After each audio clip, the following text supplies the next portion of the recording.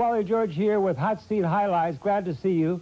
I want to thank everybody for all the great email we've been getting on my website.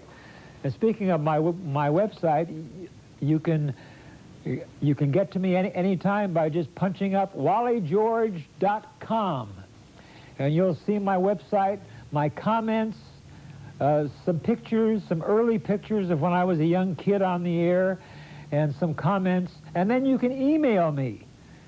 Yeah, you can email me with your comments. So if you'd like to email me, do it. Just dial me up on wallygeorge.com, and they'll tell you how to email. Love to hear from you. Or if you don't have a computer, you can write to me at Wally George, P.O. Box 4942, Garden Grove, California, 92842. Some guy told me in a letter that he loved the way I took my finger and went along the thing when I was giving my address. I don't know. Some things amuse people. I don't know. All right. Something that does not amuse me. Hushi Modelli is producing us. How are you, Hushi? Hi, Wally. Behind the cameras, as always, in the booth, we have my fine director and editor, Jeffrey Bingham. Good evening, Jeff. Good evening, Wally. He's paying attention. He's awake. Jerry Bingham is on audio. Dick Warner is in engineering. And I am right here, your fearless leader, telling you the way it really is. I, single-handedly, carrying on the Reagan Revolution. Did I say anything about my website yet? Not yet. There it is. Is this shown? Okay, you've done it. I've already done it? Okay, that's what I knew. I heard somebody say it. It was me. Okay, I've already done it. Right? Okay. You know what really aggravates me is people who gain fame and fortune, whether it be in films, in sports, whatever. They earn literally millions and millions of dollars. And then what do?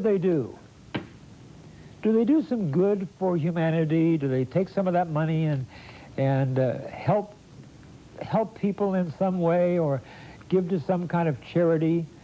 So many of them take that money and they become drug addicts, and they spend fortunes, thousands and sometimes millions of dollars on drugs. Now this is so revolting. When you get someone like a Darryl Strawberry in baseball, and Robert Downey Jr., not Morton Downey, Robert Downey Jr., and so many others who become famous and rich, and they spend their money on drugs, and they become addicts, and they wind up either in jail or in mental hospitals or what have you. Why is this? And the other thing I would like to ask is, why do people like Downey and others get special treatments, much lighter punishment than the average person who gets caught with drugs? Robert Downey Jr. jailed again for drug use. Actor Robert Downey Jr. was put in handcuffs and led off to jail for at least 6 weeks Tuesday after acknowledging again that he is still doing drugs, even after the judge in the Malibu courtroom, even after he, the last time, gave him another chance,